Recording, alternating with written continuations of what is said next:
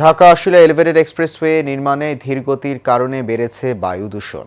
স্থানীয়রা বলছে নির্মাণ কাজের জন্য খোঁড়াখুড়ির পাশাপাশি সড়কে যানবাহন চলাচলে ধুলা উড়ায় দুর্ভোগে তারা। ধুলার কারণে নানা রোগে আক্রান্ত হচ্ছেন শিশু ও বয়স্করা।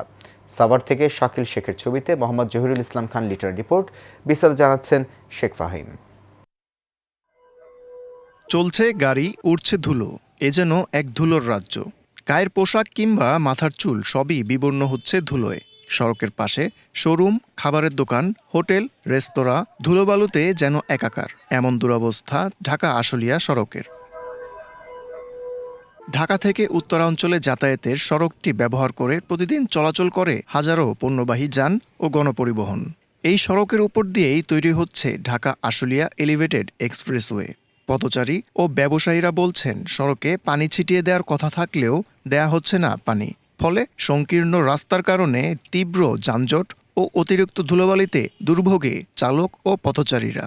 বর্তমানে আমাদের যে চায়না যে ফ্লাইওভারের কাজ চলতেছে, ওনাদের গাফিলতিটা বেশি। ধুলাবালির জন্য জনগণের বিভিন্ন ধরনের অসুস্থতা লেগে থাকে, বিশেষ করে ঠান্ডা, জ্বর। দিনে 2 বেলা পানি দেওয়ার কথা ছিল, কিন্তু আমরা দেখতে পাচ্ছি না সেই পানি দেওয়ার ব্যবস্থা।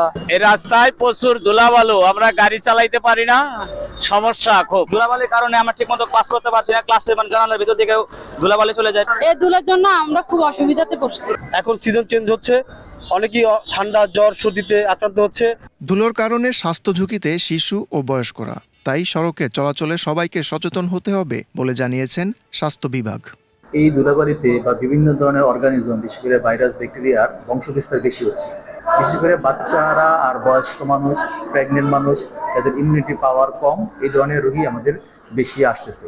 অন্যদিকে পরিবেশ বিশেষজ্ঞরা বলছেন অপরিকল্পিত খোঁড়াখুড়ি উন্নয়ন প্রকল্পে ধীর গতিতে এমন দুরবস্থা। 2 ধরনের আসলে ক্ষুদ্র পার্টিকেল আছে, একটা PM10 এবং PM2.5। তো যে ক্ষুদ্র পার্টিকেলগুলো সেগুলো ফুসফুসের গভীরে চলে যায় এবং দীর্ঘমেয়াদী সেগুলো শ্বাসকষ্ট, অনেক ক্ষেত্রে ক্যান্সারের কারণ হয়ে যায়। এদিকে পরিবেশ দূষণ থেকে রক্ষায় সাভার ও আশুলিয়াকে ক্লিন অ্যান্ড গ্রিন গড়ার কার্যক্রম শুরুর কথা বলছেন ঢাকা 19 আসনের সংসদ সদস্য।